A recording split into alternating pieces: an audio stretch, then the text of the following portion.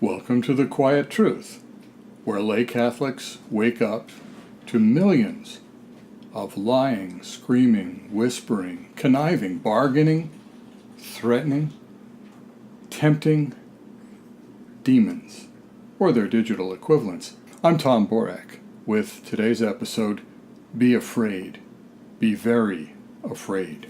Now, Herb and I began this video series because we believe that Catholics and everyone else are bombarded constantly with foolish and evil messages that threaten our immortal souls. Sometimes these messages are explicitly temptations to sin. Other times they're insidious. We don't even notice them. But they alter our thinking as we come to accept those messages as normal. The messages are so varied, they come at us so frequently and from so many angles that our poor human brains simply can't process and evaluate them. But nonetheless, they affect both our conscious and our unconscious minds. Now, Herb and I would like to have at some point some sort of a wiki bank with hundreds and hundreds of these messages cataloged and analyzed and dissected and pinned to the wall like little butterflies, so that we could see just how pervasive and powerful this evil is. But for now, all we have is our prior videos, which I think show a sampling of these kind of messages. The first was about secular fiction and the fact that so much of it is set in an atheist world, and how that secular fiction set in an atheist world, perhaps for innocent reasons, tends to persuade all of us that we live in an atheist world, that there aren't any Christians, or that the Christians are only a tiny minority of crazies.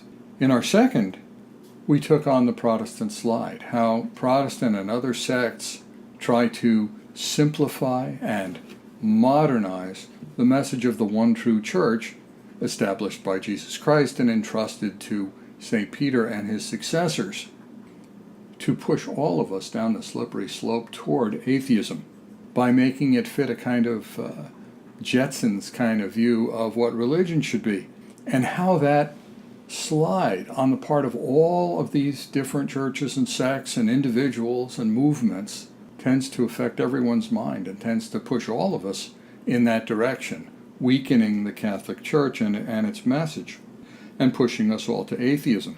In videos 3 and 4, we dealt with politics, and we tried to explain how at least in the Western world, in the United States, almost all political commentary is infected by this erroneous way of categorizing and identifying political messages. And because of these false categories, we're pushed into hatred between groups of fellow Americans and inevitably toward bad government.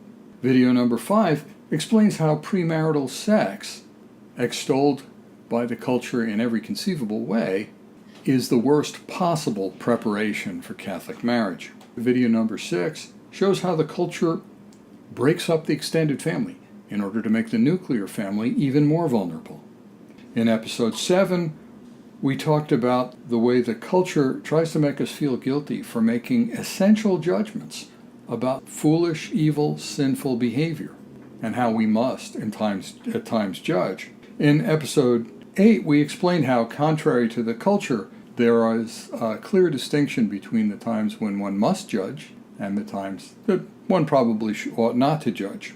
In episodes 9 and 10, we took on the culture's point of view about the one-parent family.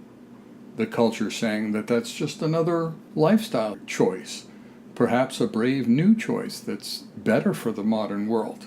And we explained how goofy that is and how tragic that lifestyle is.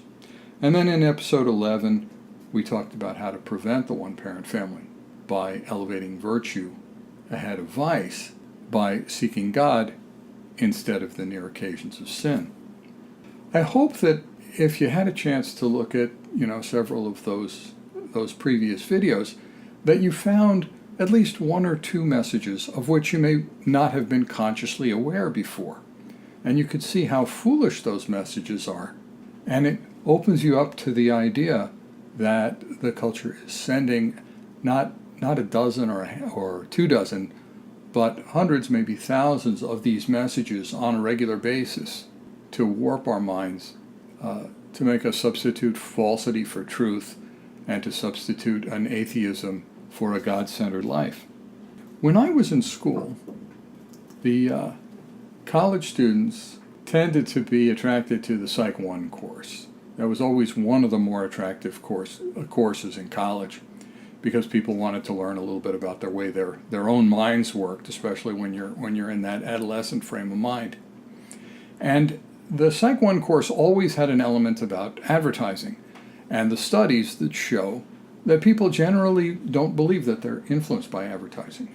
They generally believe that they are strong-minded and logical and sensible, and that they don't react to just empty advertising messages, but they make considered judgments about, for example, what goods and services they're going to purchase. But the studies also showed that the people who were most adamant about the fact that they were not affected by advertising were affected by advertising every bit as much as everybody else. That they would buy, when given two identical products, they would choose the more expensive one that had been heavily advertised. It turns out that the culture sells immorality the same way Madison Avenue sells goods and services.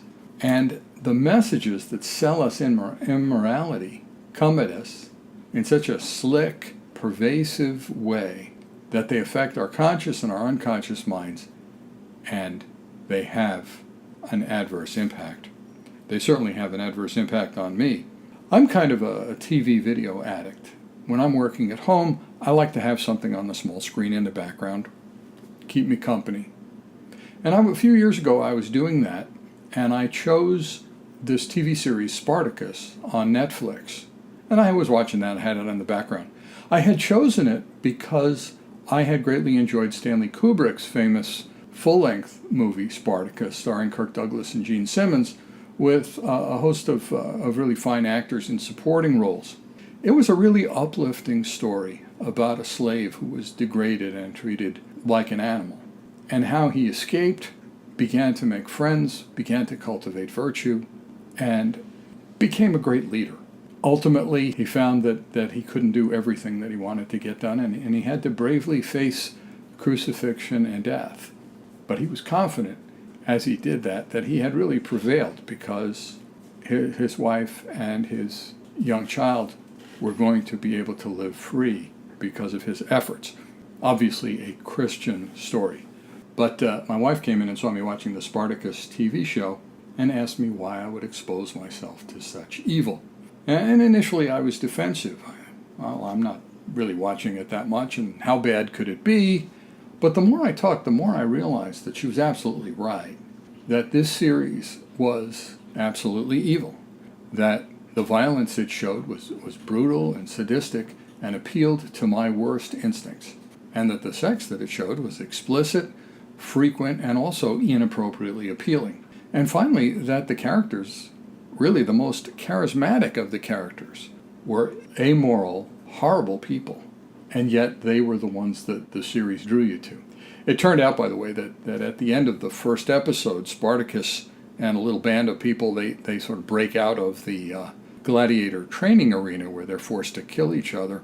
And you think, wow, next season we'll see this growth of virtue. We'll see the building of a wonderful community. We'll see all the highs in the movie. But no, the producers and directors decided, for some reason, to go back in time and have the second season be about the earlier period in the lives of these horrible hedonistic backstabbers who established the gladiatorial school, so that they could show lots more evil and not even have Spartacus in the background waiting to do something good.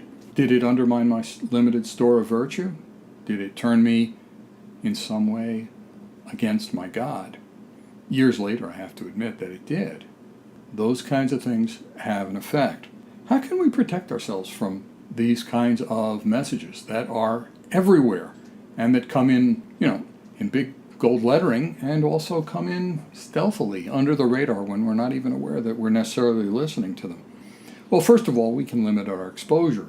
We can unplug and tune out and limit the number of messages that we receive.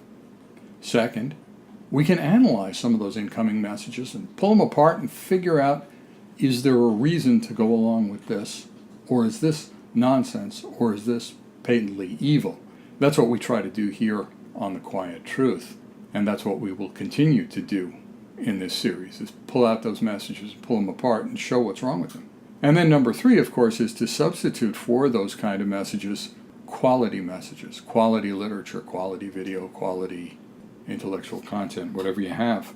Now, as important as it is to protect our souls from these kinds of messages, it's at least equally important to protect the minds and souls and hearts of our children, because they're children. By definition, they are even less able to protect themselves, less able to limit the inflow of messages, less able to analyze them and discard the false or foolish or dangerous ones, and less able to select the best messages. And that's true especially if these messages look official, look attractive, look persuasive. And it seems that since I don't know when, sometime in the early 20th century, these messages have been getting more evil, more foolish, more frequent, more attractive, more cleverly packaged to get by our defenses and persuade of things that we ought not to be persuaded of. In our next episode, we'll talk more about how to protect children. And that episode will be entitled, Be Afraid, Be Very Afraid for Our Children. Thank you for your kind attention.